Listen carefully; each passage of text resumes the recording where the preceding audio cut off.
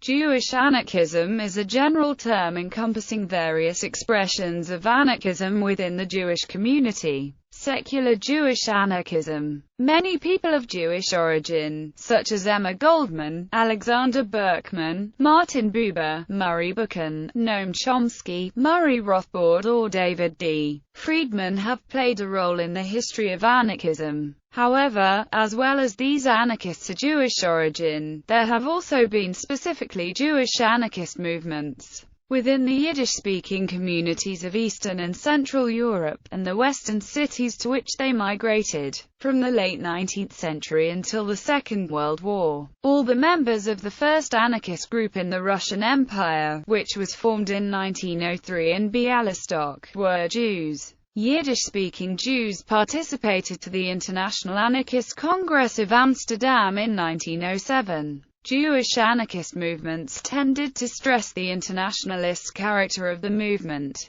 but many of them also supported their national culture and focused on specifically Jewish issues. Yiddish anarchist literature flourished since the 1880s till the 1950s on much smaller scale. Till the 1980s, the last Yiddish periodical publication, Problemen, was published in 1991. In addition to many original books, pamphlets, poems and essays, all the major works of Pierre-Joseph Proudhon, Mikhail Bakunin, Peter Kropotkin, Errico Malatesta, Henry Thoreau, Leo Tolstoy, Max Stirner and other anarchists were translated into Yiddish. Rudolf Rocker, a non-Jewish German anarchist, had studied Yiddish and authored many Yiddish books, pamphlets and articles. Most Jewish anarchists were anarcho-syndicalists, while a few others were individualist anarchists. Different anarchist groups had different views on Zionism and the Jewish question. Bernard Lazare was a key figure in both the French anarchist movement and early Zionist movement. The later territorialist movement, especially the Freeland League, under the leadership of Isaac Nachman Steinberg, was very close to anarchism. Some others, such as Martin Buber and Gershom Scholem, advocated non-nationalist forms of Zionism, and promoted the idea of creating a binational Jewish-Arab federation in Palestine. Many contemporary anarchists support the idea of what has been dubbed the no-state solution.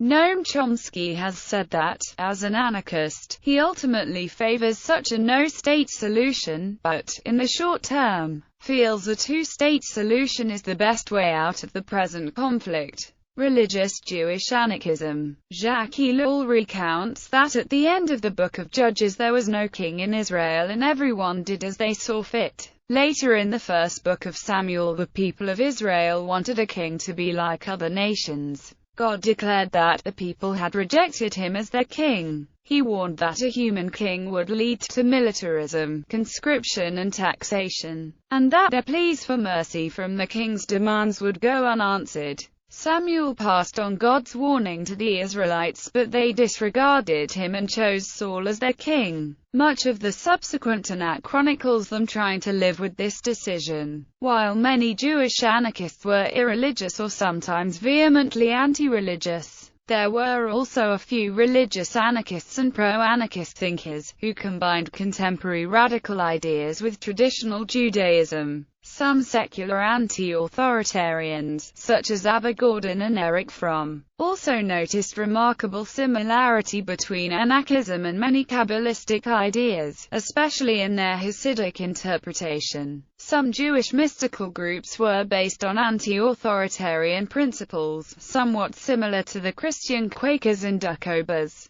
Martin Buber, a deeply religious philosopher, had frequently referred to the Hasidic tradition. The Orthodox Kabbalist Rabbi Yehuda Ashlag believed in a religious version of libertarian communism, based on principles of Kabbalah, which he called altruist communism. Ashlag supported the kibbutz movement and preached to establish a network of self-ruled internationalist communes, who would eventually annul the brute force regime completely, for every man did that which was right in his own eyes. Because there is nothing more humiliating and degrading for a person than being under the brute force government. a British Orthodox rabbi, Yankov Myers Alkind, was an anarcho-communist and very active anti-militarist. Rabbi Alkind was a close friend of Rudolf Rocker, a prolific Yiddish writer and a prominent Torah scholar. He argued that the ethics of the Talmud, if properly understood, is closely related to anarchism. Anarchists in contemporary Israel.